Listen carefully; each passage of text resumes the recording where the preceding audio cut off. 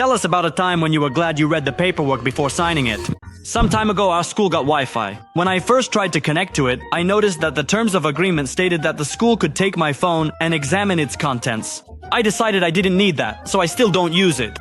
I decided to buy a phone with a data plan for $200. The salesperson told me they were about to close and that it would be more convenient if I came back the next day to sign the papers. By morning, the amount in the contract, which had been sitting on the table all night, had somehow magically changed from $200 to $300. I caught them on that and went to another store.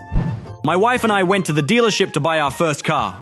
We were planning to buy it on an installment plan because the dealership had a special offer for recent college graduates that allowed us to get a loan with no additional interest. Their finance manager offered us 2 loan options, one for 3 years and another for 5 years. While we were talking, he kept assuring us that both options were interest-free. So we agreed to the 5-year plan to lower our payments. Then this same guy hands us the papers and urges us to sign them as quickly as possible. But we're not exactly stupid, so we start reading the details. And what do you think happened? Turns out, the 5-year loan doesn't qualify for their promotion, and under this contract, we'd end up paying an extra 6.5%. In my opinion, that's a lot more than zero. We got angry and started threatening to leave right then and there. So realizing they were about to lose customers, they made some concessions and gave us a discount on the car. Man, I can only imagine how many graduates fall for this, signing papers without even looking.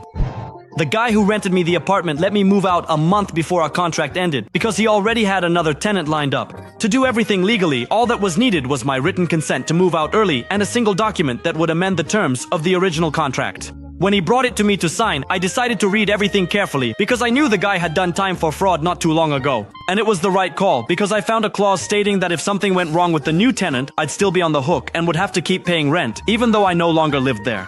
When I called him out on that clause, he was like, "Oh, right, I added that part just to protect myself a little." And then he stole my deposit. Damn, I really should sue him already. I hate you, John. We were selling our business. My wife's car was registered to the company, but we weren't planning to sell it. When the lawyer came to us, we made it clear right away that we were selling everything, equipment, goods, and so on, except for the car. Guess what was in the contract he sent us a week later? Thank God we read everything carefully and managed to cross out that clause before the papers got to the buyer.